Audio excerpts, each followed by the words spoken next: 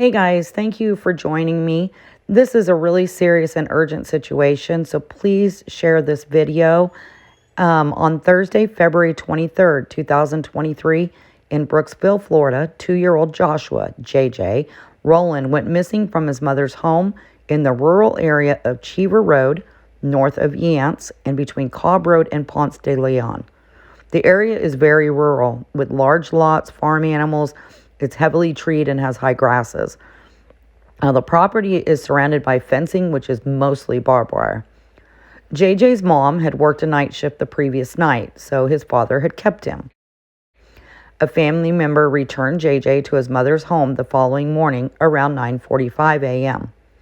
Then the mom and JJ either took a nap together or she was already asleep, as was JJ, and so the caregiver left him with the mother on the couch.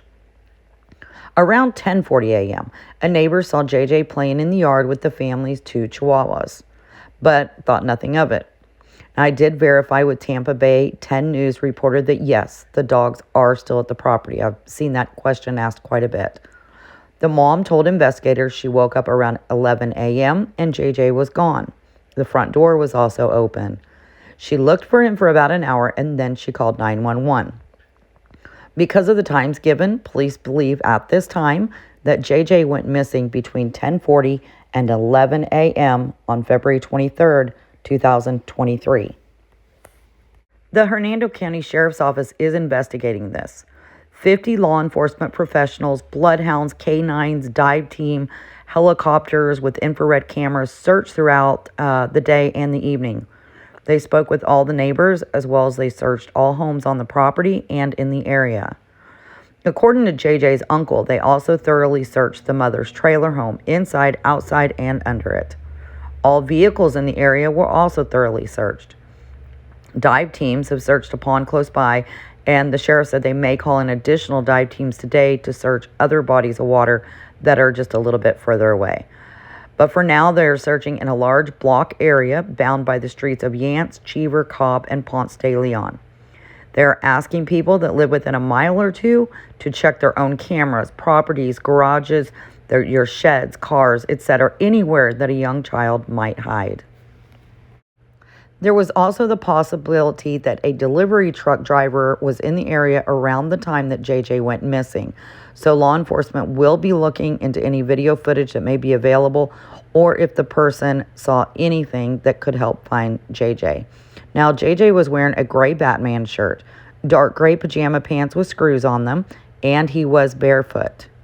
Because he was barefoot, law enforcement doesn't believe he would have crossed the nearby roads, and if he had of, he would have been seen, as they are busy roads, especially during that time of the day.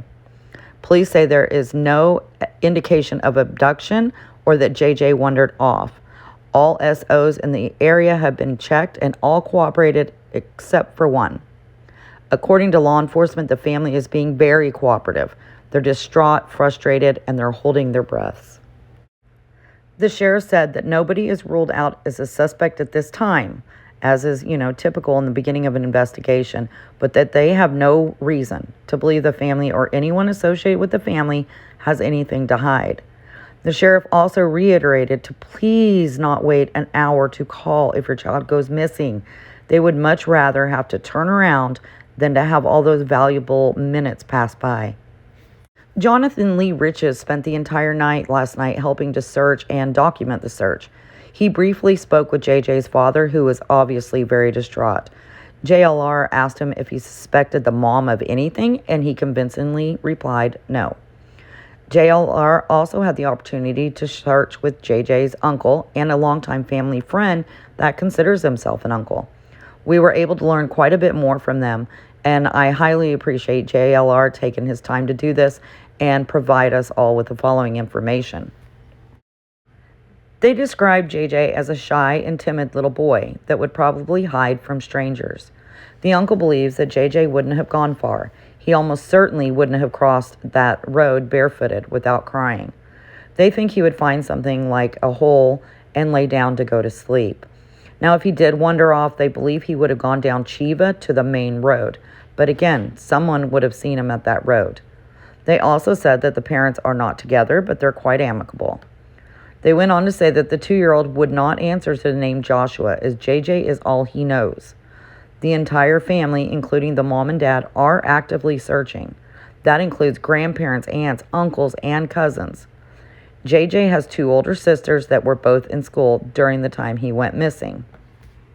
At one point during the search, JLR and the people that he was with found a blue sippy cup and a cracker bag on the side of the road not very far from JJ's home.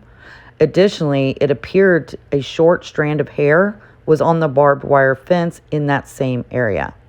Now, those items were taken in by detectives, and we know nothing more about whether or not it would belong to JJ.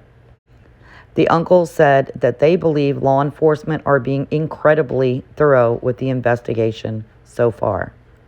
There is a planned organized grid search that began at 8 a.m. this morning, Friday, February 24th, 2023. If you are able to help, please go volunteer. I want to say great job to Jonathan Lee Riches for getting us this information and spending his hours last night helping to search for little JJ. This is a very fluid situation, and what's being provided are the facts as we know them right now. The parents are not suspects at this time, and there's no reason to believe they've done anything nefarious or any wrongdoings that resulted in JJ's disappearance. Please refrain from any nasty or accusatory comments, but respectfully, let us know what you think in the comments. I'll provide an update when we have one. Thank you so much for watching. Please give the video a thumbs up, and if you're not already a subscriber, I would love to have you as one.